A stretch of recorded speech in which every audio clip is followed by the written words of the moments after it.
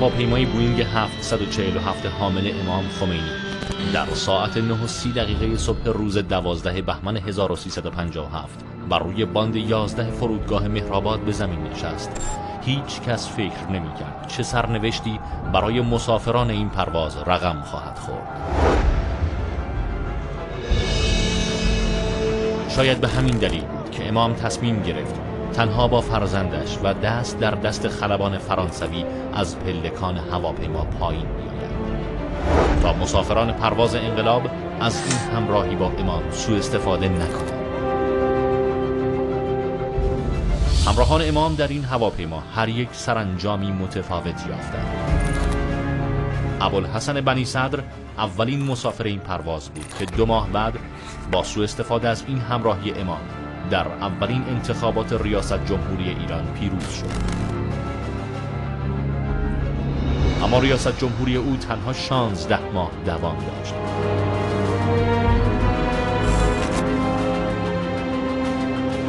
سرنوشتی که بنی صدر خود رقم زد.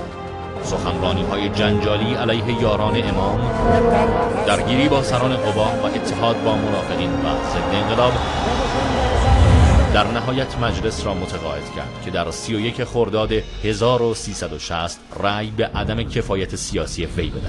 من آقای ابوالحسن بنی صدر رو توطئه‌گر بر علیه جمهوری اسلامی میدونم و این آدم توطئه‌گر جای بحث در مجلس شورای اسلامی نیست. آقای بنی صدر برای ریاست جمهوری ایران کفایت لازم سیاسی رو ندارد. در 30 شهریور 59 حمله بزرگ متجاوزان عراقی به ما آغاز شد. 13 روز قبل از اون آقای بنی صدر در یک سخنرانی 17 شهریور با مشتعل کردن آتش اختلافات داخلی و با طرح مسائلی که در فارغ ترین اوقات نیز از یک فرد مسئول ناروا و غیر مقبول است، منشأ یک سلسله خصومت‌های داخلی میان مردم و پیدایش جو اختلاف و کدورت شد. کشور رو 2 قطبی نباید کرد. مردم رو به 2 دسته نباید تقسیم کرد. اون حالتی که در سال 59 متاسفانه از ناحیه رئیس جمهور اون روز اتفاق افتاد که مردم رو به 2 دسته موافق و مخالف تقسیم کرده بودن که چیز خطرناک است. جانب آقای بنی صدر رئیس جمهور را دارای کفایت سیاسی برای اشغال پست خطیر ریاست جمهوری نمی‌داند. آقای ابوالحسن بنی صدر کفایت سیاسی جهت تصدی سمت ریاست جمهوری اسلامی ایران را ندارد.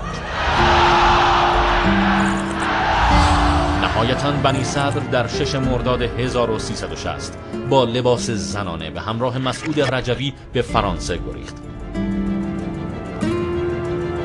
در آنجا دخترش فیروزه را به عقد او درآورد و به توطئه علیه انقلاب مشغول شد. حالا سالها از فرود هواپیمای 747 می‌گذرد و انقلاب همچنان به راه خود ادامه می‌دهد و این مسافران انقلاب هستند که همواره باید مراقب سقوط خود از این پرواز باشند.